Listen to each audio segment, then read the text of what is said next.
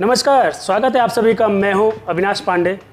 जैसा कि हम लगातार मज़दूरों के बारे में बात कर रहे थे, तो आज बहुत ही सुखद खबरें आई हुई हैं।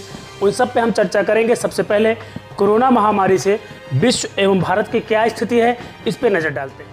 अगर विश्व की बात करें तो वहीं 27,52,541 कोरोना के पेशेंट पाए गए हैं, तो वहीं 1,92,251 लोगों की कोरोना महामारी से मौत हो चुकी है। तो वहीं सुखद खबर यह है कि 7,58,187 लोग इस महामारी से ठीक हुए हैं।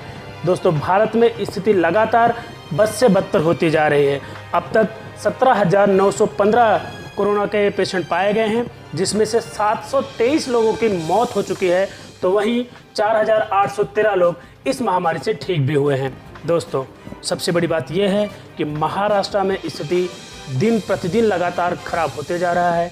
यहाँ पे कोरोना आउट ऑफ कंट्रोल जा रहा है, यानी कि यूँ कह सकते हैं कि अपने तीसरे चरण में कोरोना महामारी पहुँच चुका है और हर दिन 100 के ऊपर आंकड़े में महामारी निकल रहा है और मुंबई हब बना हुआ है कोरोना महामारी का। बात करें तो 6,430 लोग कोरोना महामारी से अब तक महाराष्ट्र में पाए गए हैं। तो वहीं 243 लोगों का अब तक मौत हो चुका है कोरोना महामारी से। मुंबई सहित महाराष्ट्र का यह आंकड़ा है। दोस्तों, अब आगे बढ़ते हैं। जो कि सुखद खबर यह है कि हम लगातार मजदूरों के लिए जो बात कर रहे थे, उसमें एक बहुत बड़ी सफलता सामने आ रही है।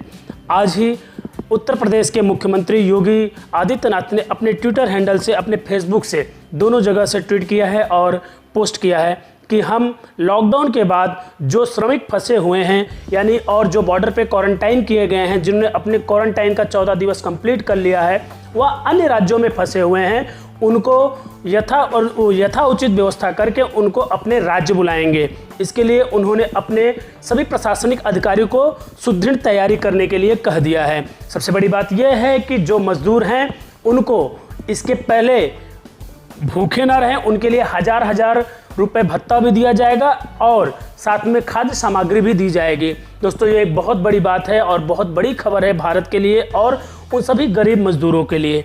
बात करें महाराष्ट्र की तो महाराष्ट्र के सीएम उद्धव ठाकरे एवं डिप्टी सीएम चौहान ने पहले ही पत्र लिखकर केंद्र सरकार को सूचित किया है कि लॉकडाउन खुलते ही ट्रेन चलाने की व्यवस्था की जाए और मजदूरों को उनके गंतव्य स्थान तक छोड़ा जाए।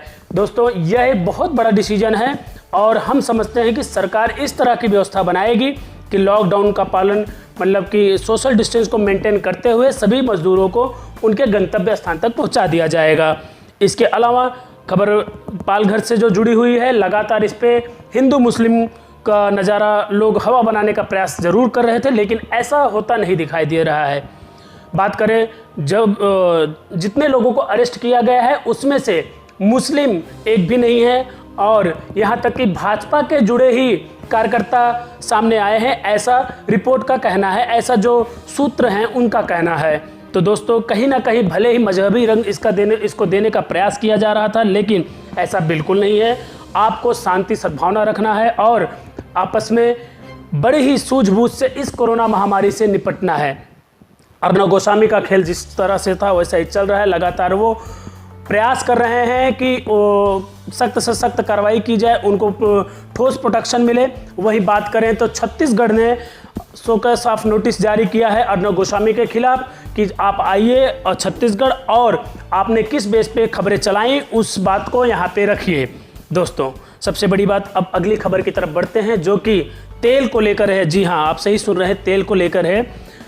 इंटरनेशनल मार्केट में तेल की दाम, जो क्रूड ऑयल होता है, उसका स्थिति बहुत ही खराब हो चुका है, यानी कि बहुत ही गिर चुका है। ये पूरे इतिहास का सबसे बड़ी बात है। बात करें तो लगभग $16 प्रति बैरल के हिसाब से रेट आ चुका है, जो कि अपने में एक बहुत कम स्तर का है। अब तक पूरे इतिहास में ऐसा रेट नहीं आया था।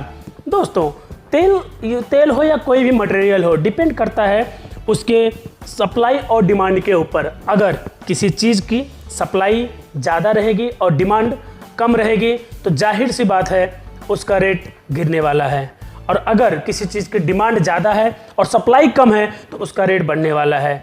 पूरे विश्व में कोरोना महामारी की वजह से जो लॉकडाउन लगा हुआ है उसकी वजह से फ्लाइटें बंद हैं, शिप बंद हैं, औद्योगिक कारखाने बंद हैं, यानी कि देखा जाए तो 90% रोजगार बंद है। तो जिसकी वजह से तेल की डिमांड बहुत कम हो गई, फ्लाइटें बंद हैं, जेट फ्यूल की डिमांड नहीं है। तो इस तरह से देखा जाए कि जो डिमांड थी वो ना के बराबर हो चुकी है, जिसकी वजह से लगातार तेल का उत्पादन तो हो ही रहा है लेकिन उसकी डिमांड नहीं है पूरे विश्व में, जिस वजह से तेल लगातार रेट डाउन हो रहा है। बात करें अब तक के इतिहास में, यह बहुत बड़ी बात है कि जिस स्तर पर क्रूड ऑयल का यानी कि कच्चा तेल का कीमत आया है वो आज तक नहीं आया था। सबसे बड़ी बात इसमें यह है कि ओपेक द्वारा इस पे पाबंदी भी लगाई गई थी कि आप लोग तेल का उत्पादन रोक दें, लेकिन कुछ देशों ने नहीं माना है।